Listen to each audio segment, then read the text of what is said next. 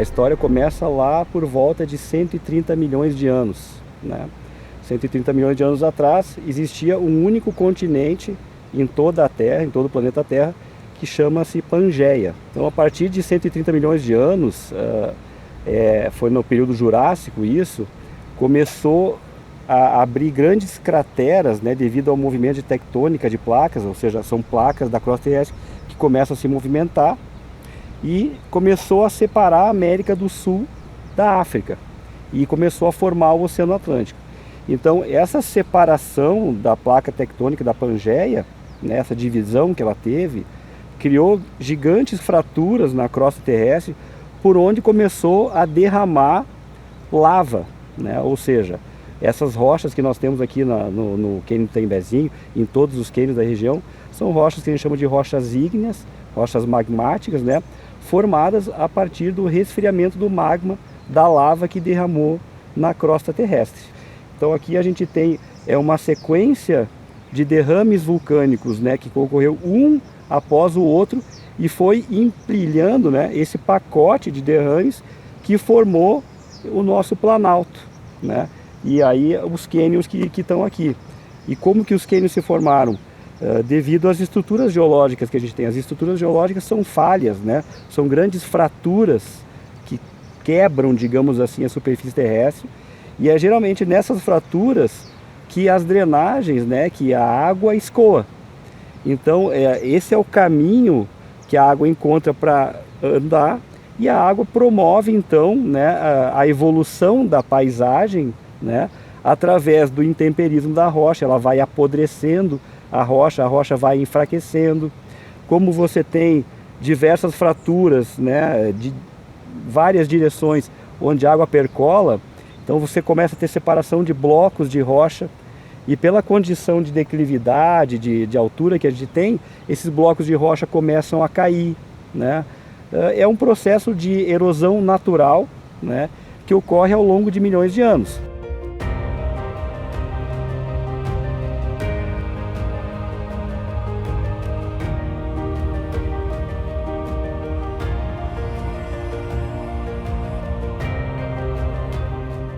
Então, a ocupação humana dos aparados da Serra começa há 6.500, 6.800 anos. Datação estabelecida pelo padre Inácio Schmitz, Pedro Mendes e Eurico Miller, que são os pioneiros na arqueologia no sul do Brasil. Então, é preciso entender que há 6.500 anos, AP, seres humanos transitavam por ali e sofriam influência da fauna, da flora, do clima, porque o ser humano ele é moldado por todas essas estruturas, né? Então, há 6.500 anos atrás, seres humanos já faziam essa travessia. Nesses 6.500, 6.800 anos, 5.000 anos foram ocupados por nativos.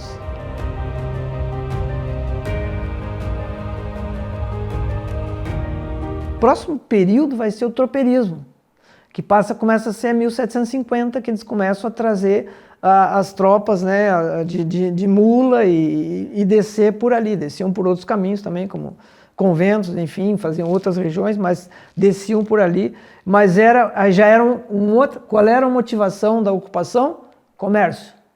Então nós vamos ter a primeira ocupação sobre o cunho do comércio. Quem já começou a se fixar na terra, ali por baixo, já subia para levar hortigranjeiros, frutas, enfim, verduras, porque estava lá em cima, trazia queijo, trazia charque, trazia carne de quem estava lá em cima, no caso, né? Então nós vamos já para 1800, 1820, 1830, já começamos a ter pessoas estabelecidas, já começamos a ter o gado, já muito gado na região, os estancieiros já estabelecidos em cima da serra, usavam seus escravizados, né, para descer e fazer plantações de hortaliças e frutas e verduras que não podiam lá em cima. Então eles usavam essa mão de obra dos seus escravizados nessa travessia. Sempre nos referindo à travessia, seja qual for o tipo que for de travessia, mas era uma descida, era uma travessia, né? Mas aí foram se criando essas alternativas, essas trilhas, esses caminhos mais fáceis.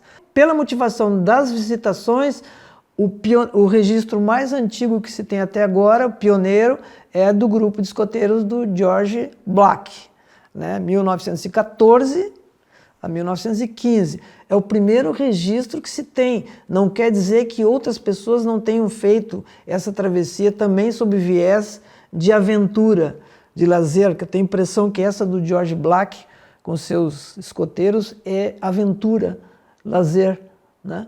Fica por isso aí.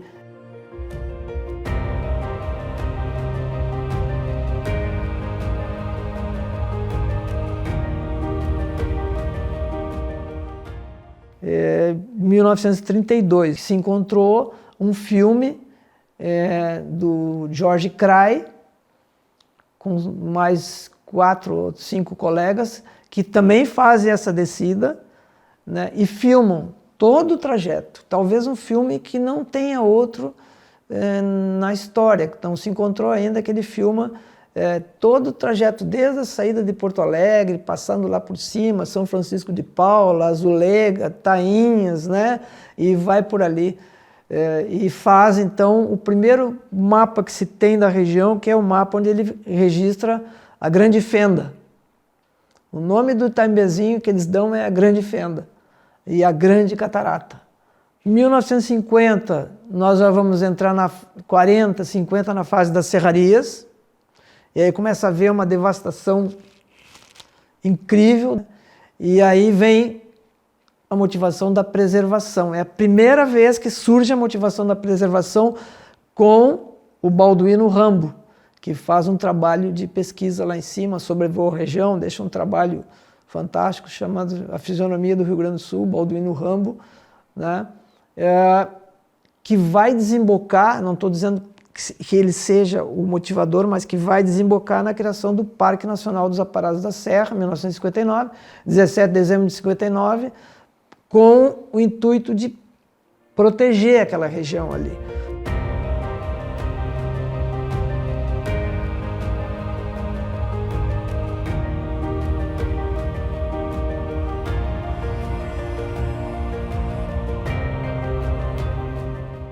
O meu pai, então, Luiz Gonzaga Coni, né, um nome parecido com o meu, assim, a gente muda o Gonzaga e o Henrique, né?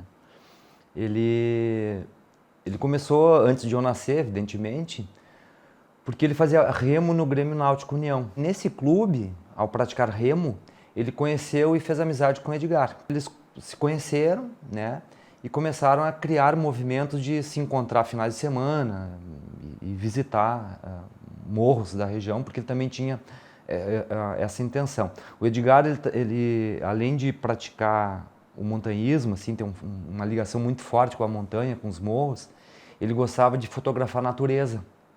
Então a imagem para o Edgar era uma coisa muito presente. Então ele ia para os locais basicamente para isso, assim, e meu pai começou a acompanhar, assim, eu quero ir junto, foi convidado, evidentemente, eu não sei como é que se deu esse convite, mas quero ir junto e foi, né? Eu lembro disso. E eles foram muitas vezes para vários lugares, né? Não só lá para a região dos Aparados da Serra, mas para os morros ali da região metropolitana aqui de Porto Alegre, o Itacolomi, que foi um dos pontos principais, virou local de início.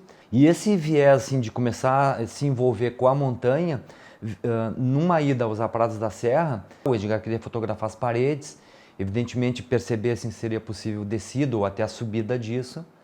Mas eles foram fazer esses registros, assim, né? Conhecer a região, desbravar as trilhas de um lado e do outro, circular, né, pelas paredes, né? Evidentemente que meu pai, como ele tinha um entusiasmo muito grande em fazer, né, e o Edgar e o meu pai praticamente todos os finais de semana faziam alguma coisa, alguma excursão, alguma expedição para algum lugar, né, todo fim de semana, era uma coisa meio rotineira deles. Evidentemente que a minha mãe começou a ir junto, né? Meu pai começou a incentivar, não, tu tem que ir junto, vamos acompanhar.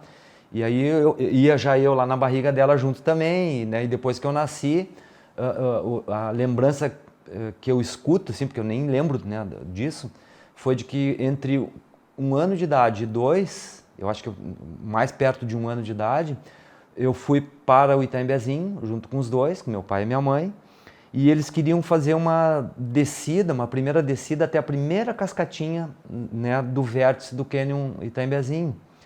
E lá eles já conheciam o seu Marçal e a Dona Maria Clipes, né? Os moradores, né? Eles eram meio os proprietários daquele campo ali na época.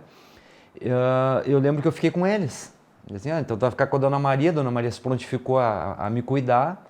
E eu confesso que eu não lembro disso, né? Eu sei de ouvir. E fiquei lá, entre o ano de 1965 e 68. Então tem bastante tempo, né?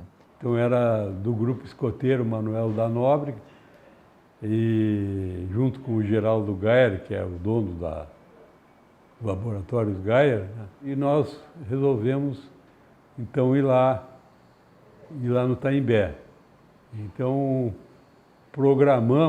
eu programei, eu fiz todo o roteiro, fiz todos os contatos, e nós fomos aí conseguir passagens de ônibus da empresa Silva e Irmão, de São Francisco, e nós fomos até um lugar que é chamado Azulega, é umas 2 ou 3 casas de uma fazenda ali, qualquer coisa assim. Caminhamos 6 quilômetros em direção ao Taimbé, fomos até a beira do Taimbé e tinha essa serraria desativada, né? Passamos a noite lá na serraria e de manhã cedo começamos a descida no lugar que nós escolhemos lá, pertinho da serraria mesmo. Aí a gente teve uma parte que a gente tinha que descer com corda, né? E o Geraldo Gayer se revelou um exímio alpinista, porque ele descia paredes que a gente não tinha coragem de descer, né? Bom, eu sei que chegamos lá embaixo. Acabamos chegando lá embaixo às 6h30 da tarde, no outro dia, uma coisa assim. Eu me lembro que eu dormi em cima de uma pedra lá, mas estava tão cansado que dormi. O meu pai, então, um fim de semana, juntou toda a turma, ele mais um amigo, e fomos passar um acampamento, assim, de sexta, sábado, domingo, um feriadão, na Fortaleza. E eu não conhecia, ninguém conhecia, e fiquei abismado com aquele canyon, o tamanho dele, né? Acampamos bem na bordinha, do lado daquela cascata, e nesse momento, quando nós voltamos, eu conversei com o pessoal do grupo, né, do Albert Schweitzer, e começou a surgir aquela ideia de vamos atravessar, quem sabe a gente faz junta uma turma, começa a preparar ela e vamos fazer essa travessia. Sobre o Canyon, que foi uma das tentativas que eu tentei fazer logo no início como uma grande aventura, foi buscando informações sobre o que era essa região dos cânions, que eu desconhecia totalmente. Aí eu fui pegando informações com um grupo de escoteiros que eu conhecia lá no bairro Petrópolis, e eles diziam que era o máximo da aventura fazer uma travessia de cânion dessas.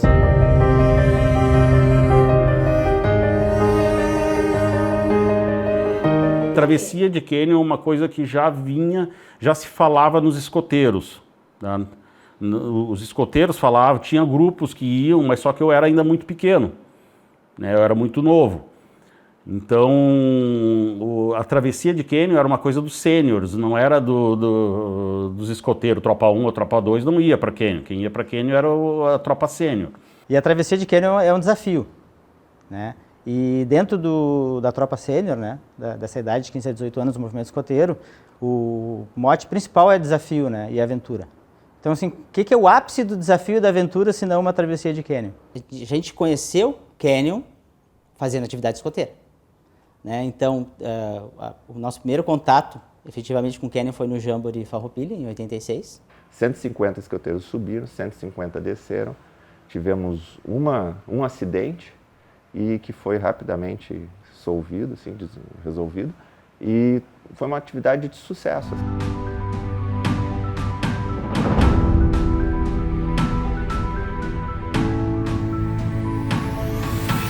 E um dia me ligam 2 amigos, né?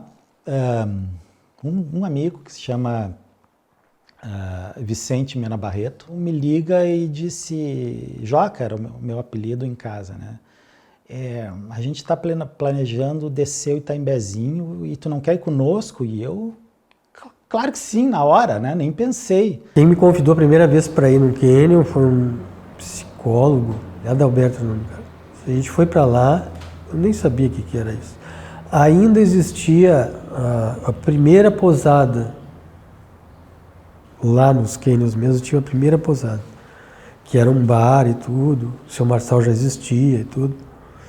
E a gente acampou na beira.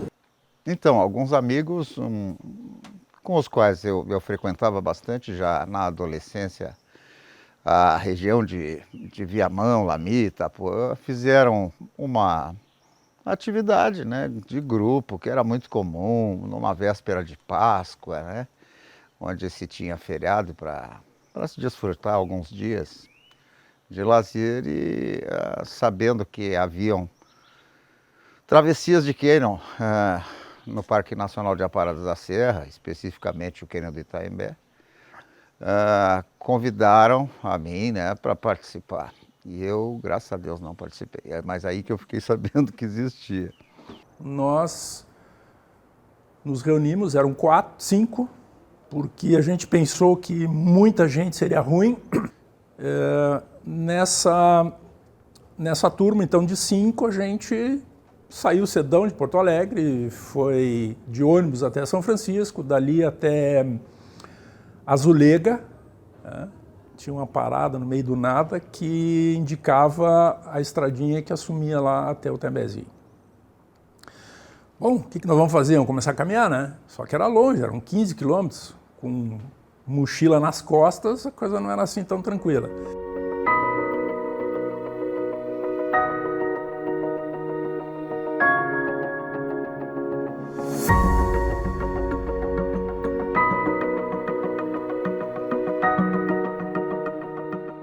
A gente alugou um carro, na época era um Opala, um táxi Opala. Nós fomos em 5, né? E se preparamos lá, de acordo, cada um com a sua experiência, as roupas que achavam que deveriam levar. Procuramos o feriado de 15 de novembro para a gente ir para essa região. E nós saímos daqui com um tempo bom, de Porto Alegre até São Francisco. E nós aí tínhamos que fazer um caminho, que era todo de estrada de chão, até Azulega, que era um entroncamento que tinha para entrar para o cânion Itambezinho. Ano depois, 2 anos depois, então realizei uma atividade de travessia dentro de Itaimbé. E fez com que mudasse a cabeça, assim, porque já estava distante um pouco, né, da natureza. Nos organizamos, né, e saímos em uma sexta-feira à noite de Porto Alegre, de ônibus, até São Francisco de Paula. Isso foi em 1982. No outro dia de manhã, pegamos um ônibus para Cambará do Sul, né, um ônibus rural. Me lembro muito bem assim, um ônibus antigo, era uma poeirama, estrada de terra, né, com pó, gente com galinha dentro e tal, e cada um de nós com a sua mochilinha, já tínhamos combinado o que íamos levar de material para essa travessia. Aquilo trouxe um rumo de liberdade à frente novamente, né? Lidar com vários elementos, né, que eram, na verdade, naquele momento, assim, lembranças só, né, da natureza. E disso que eu guardo foi o momento da aproximação do cânion, né, quando a gente vem pelo campo e começa a enxergar aquela cavidade, né? E a gente sabe que é uma cavidade porque a gente começa a enxergar a parede do outro lado, assim, que é aquele basalto acinzentado, e na medida em que a gente vai chegando perto, que a perspectiva aumenta, vai se enxergando cada vez mais a profundidade do cânion, né? E eu me lembro que quando eu cheguei na borda, né, eu não acreditava que aquilo existisse, era uma grandeza de paisagem que eu não estava acostumado. Quando eu olhei aquilo, que era imenso para os dois lados, e olhei para baixo, né, eu me lembro que eu me deitei no chão assim e fui me arrastando, né, até eu fiquei deitado, eu olhei para a borda e enxerguei o rio lá embaixo. Né, e o Vicente me disse assim, é lá que a gente vai, né? E aquele rio ali tem um desnível de 800 metros, são 800 metros para baixo, né? Mais de 800 metros com as cascatas que caem e aquelas paredes cobertas de verde, assim, e aquele rio que era só um fiapinho, né? Eu pensei assim, se a minha mãe sabe onde é que eu tô, ela vai enlouquecer, né? Começou então a descida mesmo, né? Pedrões enormes que a gente tinha que atravessar de um lado para o outro, cruza daqui, cruza dali, entra na água, cascatas e mais cascatas, várias, menores assim, tipo 3 metros, 4 metros, aí tu olhava assim, o mato aqui tá fechado, aqui também, vamos botar uma corda, vamos descer pela corda. Quando a gente chegou lá embaixo, a cascata essa, que é onde a cascata das Andorinhas, ela era num volume tão grande que ela batia lá na outra parede. Ela estava assim, num volume de 5 dias de chuva praticamente. E aí nós não tínhamos como passar, porque aonde o rio estava correndo era com corredeira muito forte, e só tinha, ele dizia, só tem uma passagem, que tem que subir numa pedra e passar por essa pedra, é o único lugar. Até nós descobrir aquele lugar ali, nós estávamos 2h30 já de descida. Quando nós chegamos lá embaixo, meu Deus, cara, era água de um lado até o outro de rochas. Bom, e agora? Subir, possível. Do outro lado, a cascata, que também estava com um volume enorme de água. Aí a gente soltou uma corda, amarrou num deles, que era o Fábio era o mais porradinha, né? Vai tu, a gente vai te largando a corda, tu vai pela lateral das rochas, dentro da água, para ver se consegue achar um caminho, né? Na medida em que a gente foi entrando para dentro do cânion, né, para aquela fenda que se aprofundava, e quanto mais ela se aprofundava, mais escuro ficava, porque a gente, quando chega no final do cânion e olha para cima, né, para 700 metros acima, um cânion que ali talvez em alguns trechos tenha 30, 40, 50 metros de largura, né? O que se enxerga do céu é só um filete, né? E com a cascata que caía do lado, com toda a umidade que o movimento da água gera depois de descer 700, 800 metros, né? Com todo o chuvisco, a gente chegou lá no fim completamente molhado, né? Naquela época era um pouco difícil, né, exigente, né, fisicamente realizar. A gente tinha uma jornada de Porto Alegre até a Azulega, próximo de Cambará do Sul, né, e acabava que a gente descia de um ônibus coisa de 11 horas da manhã, tinha de realizar uma aproximação de 15 quilômetros com mochila, pessoas urbanas, né, no final das contas. Para atravessar um cânion de 5.600 metros de extensão, com diferença de altitude de 900 metros, que a gente tinha que descer, né, precipitando no abismo. E na saída, mais 15 quilômetros de aproximação até Praia Grande, onde se alcançava um ônibus que retornava a Porto Alegre, mas esse ônibus saía 1h da tarde, então em coisa de... entre 11 horas da manhã de um dia para 1h da tarde, né, 26 horas, a gente tinha 30 quilômetros de atividade, um cânion no meio, né, um monte de dificuldades, travessias de rio e descidas, desescaladas, espinho, serpente, de tudo um pouco, né, lagarto e passagens difíceis às vezes, né. Então, pessoas que não eram atletas, não estavam acostumadas, não estavam numa corrida de aventura, né? Então, isso numa primeira vez assim, era de exaurir, né?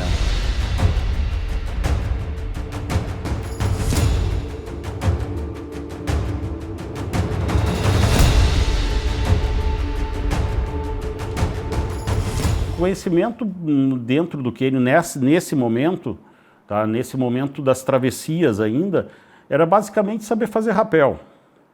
Tá? E a gente sabia fazer rapel e sabia algumas técnicas para, por exemplo, subir pela corda, coisa desse tipo, e os equipamentos eram muito rudimentares ainda. Realmente, a experiência que a gente tinha com pouquíssimo material, porque o que a gente levou? 2 cordas, alguns cintos e deu, não existia no mercado nada além disso, né? As mochilas eram as mais simples que tinha, as mochilas de armação, que machucava as costas. A gente achava que o turno era a melhor coisa para isso, não era. Então, tanto com a roupa quanto os equipamentos, que as mochilas eram de lona, né? Eu trouxe uma aqui para mostrar a mochila original daquela travessia. A dificuldade de trânsito, de deslocamento era muito maior, porque a roupa vai ficando pesada, né? Nós não tínhamos nenhum tipo de equipamento técnico de roupa com tecidos melhores, como tem hoje. Né? Na época, o que se tinha? Tênis, coturno. Os tênis ou eram de couro ou eram de lona. Né? As calças, ou se tinha algum abrigo esportivo de tecido sintético, que era muito mais frágil, ou a calça de algodão, que era a calça de brim. As primeiras travessias que a gente fez com roupa do exército. Então, eram roupas jeans, né? Muito pesadas, assim. Então, a gente andava com coturno. Então, a gente tinha de treinar na cidade. Então, era gente de coturno, para lá e para cá na cidade. Onde a gente ia com coturno para não machucar os pés lá dentro, né? Então, já amaciava por aqui. Aí, quando a gente entrava com roupa do exército. Só que, como tem muita água, tem muita umidade, a gente saía com muito peso. Então, era mais a mochila, mais um monte de equipamento. E a gente começou a pensar, não, peraí, não dá para a gente vir mais com essas roupas. Isso aqui tá dificultando bastante, né? Eu me lembro que o freio 8 que eu tinha era um freio de aço, tá? Que era feito com aço comprava barra de aço redondo, mandava entortar no formato de um 8, levava num serralheiro para soldar e mandava cromar para ficar bonitinho. E as cordas a gente comprava na casa dos barbantes. Eram umas cordas de polipropileno branca, né? Que hoje não uso nem para amarrar boi, né? A gente se pendurava naquilo lá, né? E a gente às vezes tinha que revisar a corda para ver se não tinha defeito, né? Porque elas vinham com defeitos, né? Então eu acho que a gente tem sorte, na verdade, de estar aqui ainda, né? Tem um pouquinho de sorte, porque os equipamentos naquela época a coisa era feia. Era o que tinha, né? Só não levava sisal porque se molhava ficava muito ruim, então era corda de nylon seda, ponto. Era isso que tinha. Né, 8 milímetros, aí numa ocasião compramos uma de 6 milímetros para usar duplo, que ela era mais prática de usar. Mosquetão, se conseguia numa viagem ou outra, cinto, em primeira, eu acho que nas primeiras nem cinto tinha, era só uma fita, e aí fazia a cadeirinha com nó e amarrava. Era um troço que ficava 15 minutos desesperado para desmontar, porque já estava trancando sangue, era um troço, não tinha conforto não, descer o rapel era o momento mais penoso do negócio, porque realmente machucava, era muito ruim. E a gente ainda usava essas cordas de pescador, e a corda arrebentou. Aí na hora de a corda arrebentar, a corda arrebentou, a gente, tem que voltar, porque a gente sabia que teria um rapel maior para fazer ainda no local que a gente estava. E na hora de voltar, né, eu escorreguei numa pedra e cortei minha canela. Mas um corte bem fundo, um corte complicado que ia ter que levar alguns pontos ali, né? Sorte que estava junto no grupo o Léo Sassen, que ele estudava medicina, e eu, na dúvida se o Léo Sassen tinha trazido anestesia ou não, porque eu sabia que ele trazia material de sutura, eu peguei a minha ipioca que eu levava, sempre levava uma cachaçinha, né, por causa do frio lá dentro do canyon, e fiquei tomando, porque já que ele ia me costurar, eu não sabia se ia sucesso ou não a ideia da anestesia. Quando eu olho, o Marcelo Asher tá tomando cachaça, e eu, cara, o que tu tá fazendo, cara? Ele, não sei se tu tem anestesia, então vou tomar cachaça. Não, fica tranquilo, cara, eu tenho anestesia, não tem problema, né? Peguei lá, dei 7 pontos nele, né? E aí, pô, muito bem, porque ele ia ter que fazer um baita esforço para sair do cânion de novo. Se ele não tivesse feito esse ponto, ele ia sangrar um monte, ia ser muito complicado, ia infeccionar, ia dar um problema.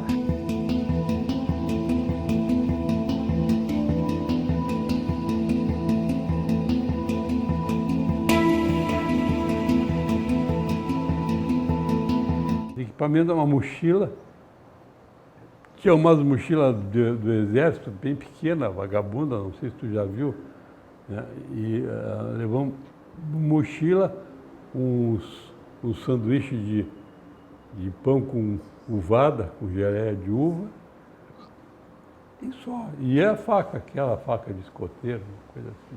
Aí nós levamos essas sopas de pacote para ir incrementar com mais alguma coisa, linguiça, óbvio, que não estraga, carne era difícil, né? Mas levamos charque, essas coisas que a gente pode conservar.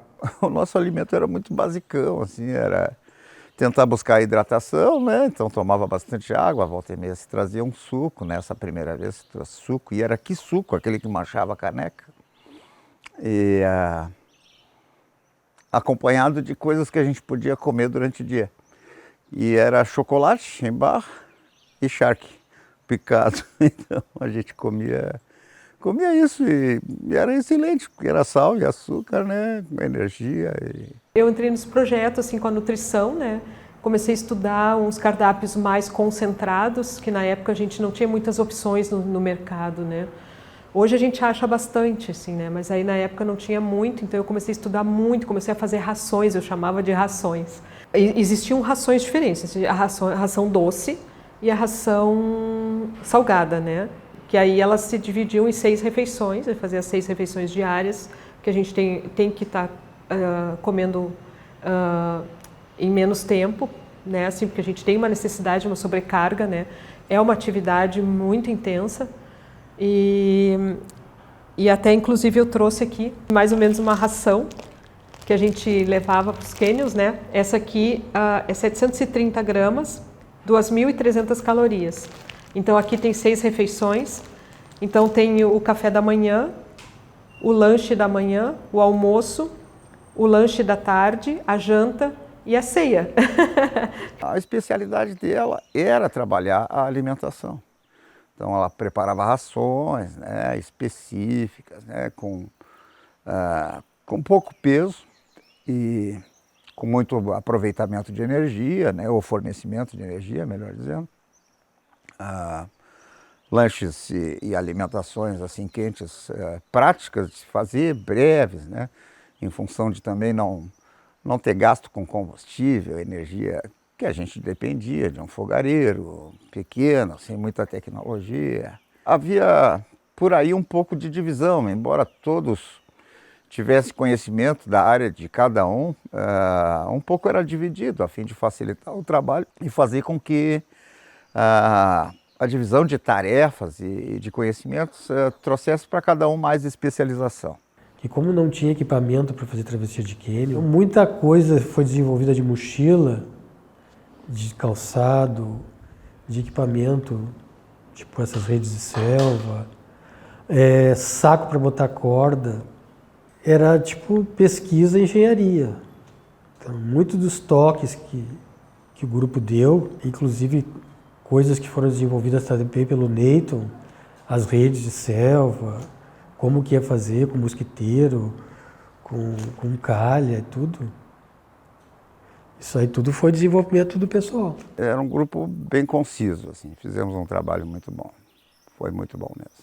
Eram muito jovens, porém muito obstinados, assim, a busca pelo conhecimento de cada um, a exigência em função de nos conhecermos, de esperarmos de cada um de nós assim o máximo, o melhor possível, fez com que isso fosse cada vez assim melhor, assim, tivesse resultado cada vez mais positivo. Né?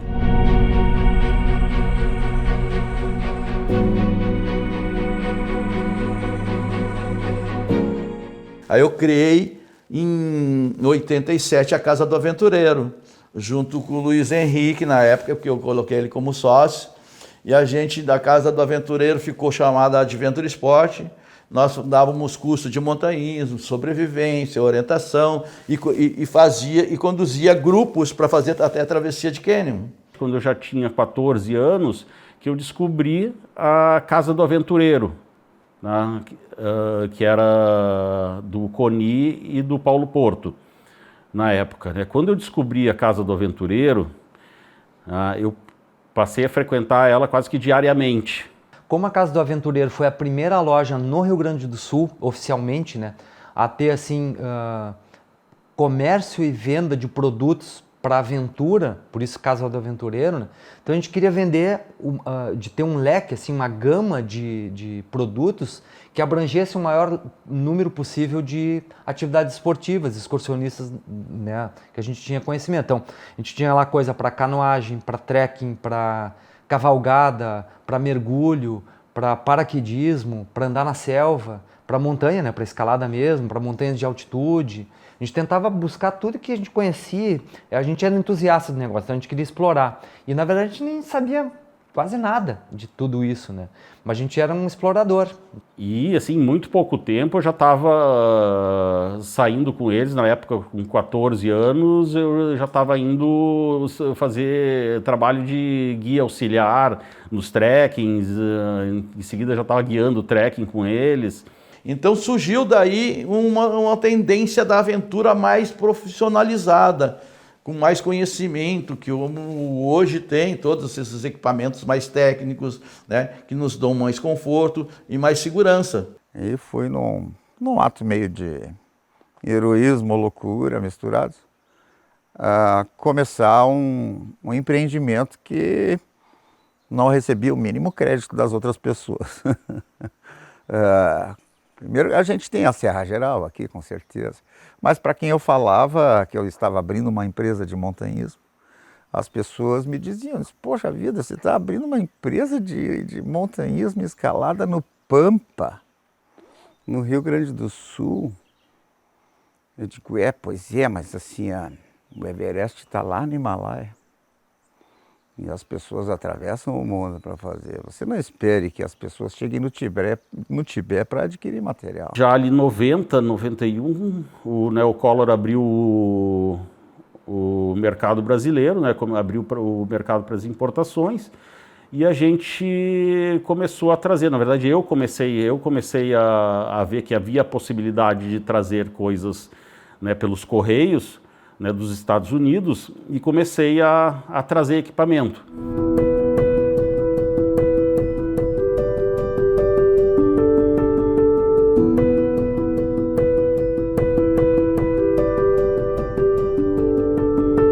Teve um acidente lá dentro de um pessoal da Polícia Civil, que eles desciam muito para treinamento, né? E o rapaz se acidentou lá dentro, né? E nós estávamos coincidentemente subindo o cânion, a nossa equipe, né? E a gente resgatou eles. Naquele dia fatídico, que foi uma coisa assim, que não se espera, claro, né? Nós descemos num bom ritmo, nós chegamos no cânion por volta de 5 horas da manhã, aguardamos o nascer do sol e descemos. Por volta de 8h30, num ritmo bem forte, nós já estávamos lá embaixo e eu ia abrindo o caminho.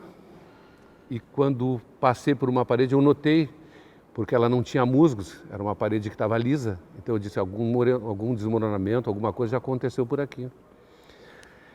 E não sei se foi por conversar com as outras pessoas que vinham, um colega bem atrás de mim, eu vi uma pedra descendo. Parei e logo em seguida uma maior, no qual eu botei a mão, usei a minha mão direita e afastei o meu colega. Só que, para minha surpresa, essa pedra desceu e veio uma muito maior, mas muito maior, que 11 homens não mexiam essa pedra. O que chegou para nós era que um grupo da Polícia Civil, que estava fazendo treinamento, né, treinamento de operações especiais, tinha sofrido um acidente em um dos seus integrantes e que não tinha condições de ser retirado de lá. E como o bombeiro tinha já uma experiência de entrar lá e entrar por terra e etc., né, nós verificamos que nós tínhamos que ir para lá, né? Fiquei 25 horas lá, né, sangrando bastante. Né, o pessoal conseguiu, apareceu um rapaz que era um peruano, que me cedeu a rede dele e, por incrível que pareça, um travesseiro ele carregava. E hoje eu não posso nem agradecê-lo, porque não sei nem o nome dele. Mas ele era peruano e ele disse que tinha vindo conhecer sozinho o Itaimbezinho, porque eu ouvia falar dele lá no Peru. E ele, como montanhista, foi conhecer o Itaimbezinho. 25 horas depois, né, surge aquele helicóptero no céu.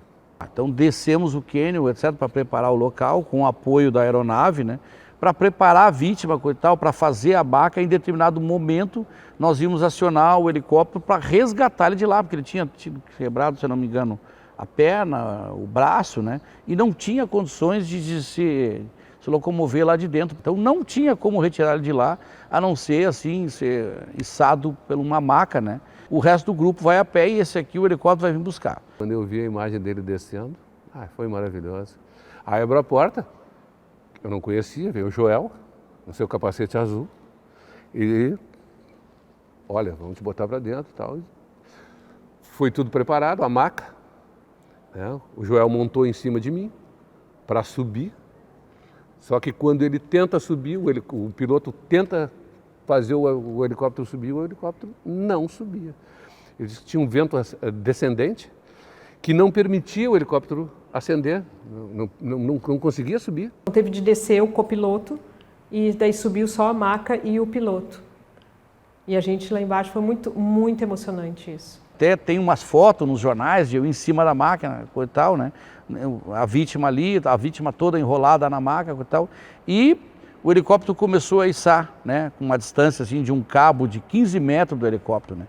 E segundo os pilotos da época, né, quando chegou assim, uma altura de uns 50 metros de altura, porque ele teria que decolar, assim, faltou potência, porque estava rebojando ali o vento nas laterais, ali tem muito os paredões assim, né, na lateral, e faltou potência, e ele começou a perder potência. Eu já estava na maca em cima da vítima, né?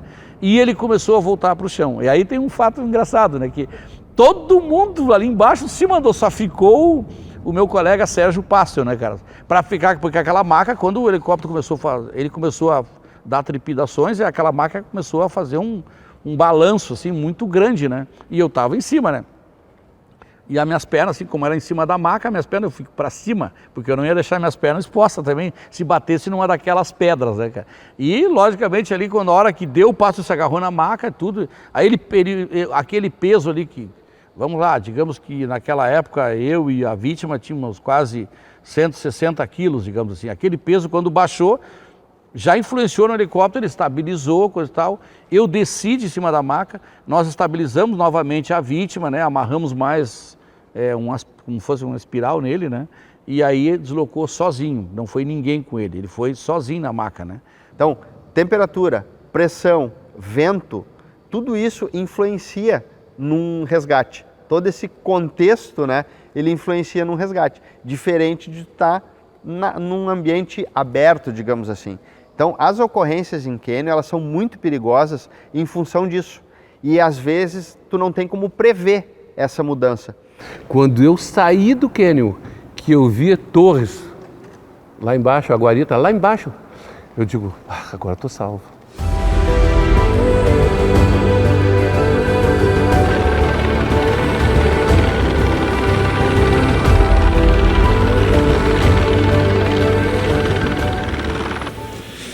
Eu sei que eu embolei com aquela pedra e não sei de onde é que veio de uma parede.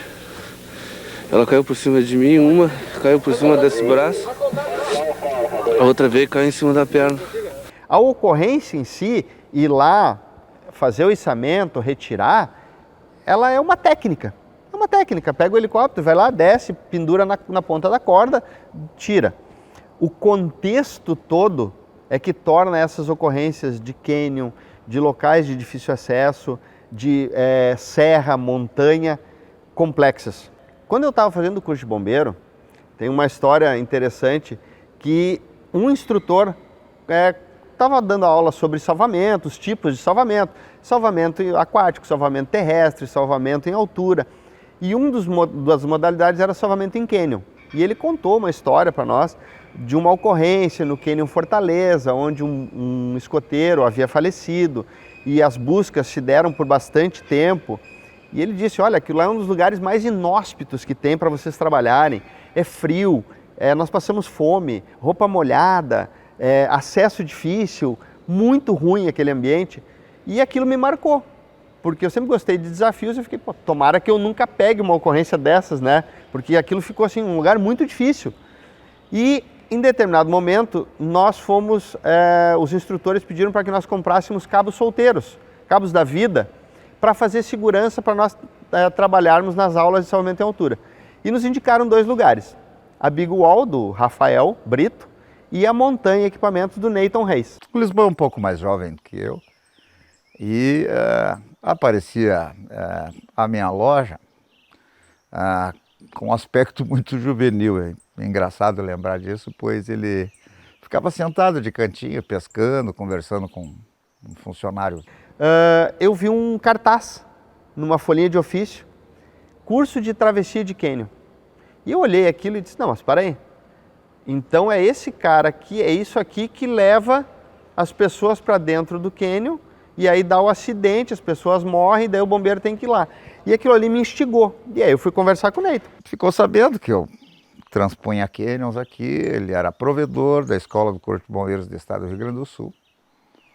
E tentando se inteirar sobre as atividades de cânion por aqui, das travessias, recebeu de minha parte convite para participar. E aí o Neyton me explicou, não, nós levamos as pessoas para fazer uma travessia, é bem tranquilo, nós temos uma aula teórica durante a semana.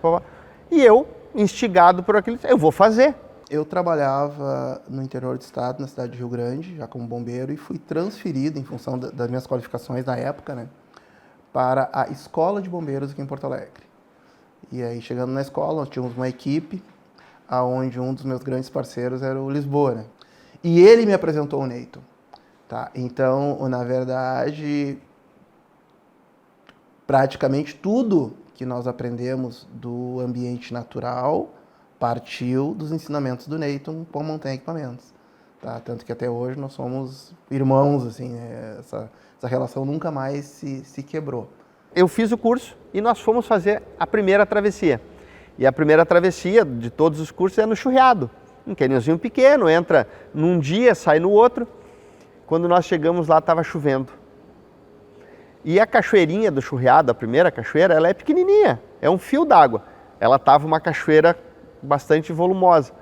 E eu fui um dos primeiros a descer, eu me lembro, aquilo ficou marcado, eu de capacete vermelho, um anorak verde, uma calça leg, né? E aí eu desci, fiquei olhando para aquilo lá dentro daquele buraco, olhando as pessoas descerem, aquele volume d'água. Tá, é aqui mesmo, é aqui que eu vou morrer. Tá certo a história do que o instrutor nos contou. Agora isso aqui vai encher d'água, nós vamos passar a noite aqui, amanhã a gente vai acordar todo mundo morto. E aí lá por segunda, terça, os bombeiros vêm aqui nos buscar, tá? Fechou a história. E eu apavorado. E é isso que o Neyton, e eu conversei com ele, eu falei, não, calma, olha só, nós vamos deixar a corda aqui, se amanhã o volume de água estiver muito grande, nós vamos voltar pela corda e vamos sair, não vamos fazer a travessia. E aí eu e Lisboa entramos com o Neyton e os guris para fazer esse cânion, e eu me lembro, a gente entrou com o nosso coturno, com a nossa farda, com o equipamento que a gente tinha. Nossa, no final a gente estava destruído, o coturno não precisava para mais nada, nós passamos o cânion todo molhado, porque aquela farda não era adequada para aquele tipo de trabalho, as mochilas não eram adequadas, e aí a gente começou perguntando, Neyton, como é que a gente faz? Dormimos no outro dia, acordou um dia maravilhoso, amanheceu um dia maravilhoso, fizemos a travessia, um espetáculo. A partir dali, eu comecei a fazer travessias com o Neyton. Eu me engajei naquilo ali, comecei a fazer travessias para entender por que eu não passei trabalho, por que eu estava na chuva, eu não passei frio, por que eu estava molhado, mas não tive trabalho. Eu dormi confortável numa rede com um saco de dormir. Nós fizemos janta, comemos bem, tomamos café da manhã. Mas por que os bombeiros passaram trabalho e nós não passamos? E ele montou um kit para nós. Não, vocês precisam disso, uma bota sala, uma bota quartelar, vocês precisam de um anorak, vocês precisam de uma calça impermeável, vocês precisam de uma mochila de cordura, tá? E aí nós compramos, nosso próprio dinheiro, esse equipamento e pedimos para ele fazer, para nós montar, como se fosse uma equipe de resgate, o que uma equipe de resgate necessitaria para fazer essa intervenção. Então ali foi o primeiro momento, e esse era eu e Lisboa só, né? Era só nós dois sonhando com uma adequação da nossa atividade de trabalho. O Lisboa e o Wagner, eles tiveram uma participação muito importante nesse intercâmbio de informações, né, entre a corporação, né, e a gente, né, auxiliando nessa questão técnica, né? Eles aprenderam muito com a gente, eles buscaram essa informação, né, e a gente inclusive ajudou eles, né, a aprimorar o espaço de treinamento deles, né? Eles, por exemplo, eles têm a Escola de Bombeiros de Porto Alegre, ela até hoje tem algumas modificações que foram feitas justamente para aprimorar o espaço de treinamento e de forma que eles pudessem praticar e treinar as técnicas que a gente passava para eles. E aí nós começamos um trabalho junto com o Neyton, com o Rafael, com o Henry, de aproximar as pessoas que faziam travessia de cânion com os profissionais do Corpo de Bombeiros. E aí começaram os trabalhos na torre do Corpo de Bombeiros, na época CEIB, Centro de Ensino e Instrução de Bombeiro. Aí começaram as parcerias, nós fizemos curso com o Cosmos, lá do Paraná, nós fizemos curso de resgate em montanha, nós fizemos curso de autorresgate, e aquilo foi mudando a concepção nos bombeiros das ocorrências em cânion. Nesse intercâmbio, algo importante também foi adaptar, né, as técnicas que eles já usavam aqui, ou as técnicas que eles aprenderam conosco para diferentes tipos de ambientes. Eles usavam isso normalmente em ambiente de cidade. E eles passaram a ver essa questão do resgate em ambientes naturais como uma situação que poderia ocorrer com mais frequência. E isso gerou uma necessidade deles se adaptarem, de aprender a usar essas técnicas dentro de ambientes diferentes. E isso gerou, inclusive, alguns treinamentos em onde a gente levou turmas de bombeiros, né, para fazer atividades dentro dos cânions, justamente para eles pegarem, não só aprenderem a aplicar as técnicas, mas conhecer o ambiente onde iam aplicar essas técnicas, né, em caso de algum sinistro, algum acidente, eles terem que serem acionados. Né?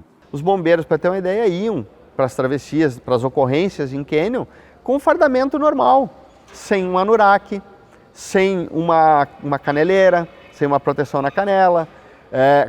As cordas eram os cabos Freseg de 12 milímetros, uns cabos duros, que quando molhado pesavam dezenas de quilos, era mais de 10 quilos um cabo Freseg molhado, ruim de trabalhar, enquanto o Neyton, o pessoal que fazia as travessias, usava cabo de 10 milímetros duplo, com sistema de resgate do cabo, né, bem diferente, equipamentos diferentes, e nós começamos a fazer essa fusão dos equipamentos que os montanhistas usavam, né, para o bombeiro. No momento que eles começaram a ter acesso a novos equipamentos, né, eles precisaram também ter o treinamento para poder utilizar esses equipamentos. E esses equipamentos, eles tiveram uma importância bastante grande em melhorar a questão de segurança e facilitar o trabalho deles, de forma que eles pudessem fazer isso de forma mais segura e de forma mais fácil e com menos esforço. Depois disso eu vim para o aéreo, né? E nós começamos também a trabalhar o aéreo nesse processo, tanto que hoje a expertise do grupamento aéreo do Batalhão de Aviação da Brigada em ocorrências de cânion, ela é muito grande, né? Em função disso, por quê? Porque houve uma fusão de técnicas, de equipamentos, então foi muito interessante essa parceria. E aí depois disso surgiu a CASERG, né? Então essa parceria, ela foi muito produtiva. E dentro dessa parceria houve um câmbio muito bacana, pois eu ia envolvendo meus amigos, nosso amigo Rafael Brito, Henry Lumers, também participando desse câmbio de informações, de aprendizado e de ensino. Começamos dentro dessa possibilidade das portas abertas, né, da Escola do Corpo de Bombeiros, a também ter aprendizado lá e ter o benefício de também poder passar ensino e conhecimento. Se aprendeu muito e trouxe benefícios de salvar vidas. Eu fico muito feliz de ter sido uma das pioneiras, né, desse esporte. E na época, assim, realmente era uma loucura, assim, meus tios, minha família ficavam enlouquecidos comigo, assim, o que tu tá pensando, guria? Sai disso aí, tu quer morrer, tu quer isso? Olha, assim, era um clamor, assim, não vai mais, né? Provavelmente não eram os pioneiros, mas a gente queria imaginar que eram os primeiros. Então a gente realmente estava fazendo uma coisa assim, na nossa cabeça éramos os primeiros. O que se obteve foi uma fuga do meio urbano também e um relaxamento mental agrupado com a busca de conhecimento, a excelência, estar pronto para até mesmo auxiliar outras pessoas, né? Aprender com o ambiente para poder passar.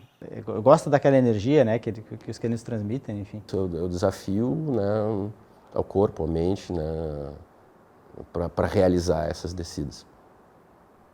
E uma satisfação por ter feito isso, né, por ter, digamos assim, tido sucesso nesses desafios, né. Por não ter morrido, por exemplo, é uma grande felicidade. Já que a estrutura da gente, né, a qualidade do material era parco, era pouco, era ruim, não ter morrido já é uma grande vitória. O sucesso, ele é o resultado de uma preparação, não é o acaso, né? Não é o acaso que nós fizemos aí. Eu fiz mais de 10 travessias, eu acho que o Flávio deve ter feito mais de 20, o Léo várias. Então, se somarmos aí quantas pessoas atravessando, são mais de 100 pessoas atravessando o cânion e pouquíssimos históricos de problemas, né? Então, todos bem, todos com saúde e com história para contar. E ali no meio do mato, ou vocês se juntam para fazer a coisa dar certo, ou todos vão passar mal. E vão passar por dificuldades. Então isso ensina muito, isso ensina de verdade, fundo. Foi muito desafiador para mim, as travessias. Ela me fez eu ter coragem, né, de ir, vai, né. Eu tive um grande aprendizado, né, um aprendizado para a vida que me deixou forte. Fazer as travessias, fazer os cânions, fazer os próprios resgates, me transformou numa pessoa diferente, me transformou no que eu sou hoje. Então, talvez mais forte, mais corajoso, com outros raciocínios, com outras ambições. Tu atravessar aquilo, tu passar por aquilo, vai ver que a tua ambição pode ser muito maior, muito gigante. Toda travessia é diferente. Tu tá com pessoas diferentes, teu momento é diferente, tu é uma outra pessoa, né? Tu adquire experiência, então tu acaba curtindo mais o lugar, e por isso que eu acho legal da travessia, né? A gente curtir a jornada, né? Aquele lugar te dá muita paz. Ele é um lugar que a gente vê como a gente é pequeno dentro do mundo. A gente é um grãozinho de areia no mundo, naquele lugar. Tudo é imenso, tudo é grande. As cachoeiras são enormes, os paredões são enormes. É tudo enorme. E a gente é muito frágil. Então, assim, me dá uma paz. Mas, ao mesmo tempo, me dá essa adrenalina quando eu resolvo enfrentar o desafio.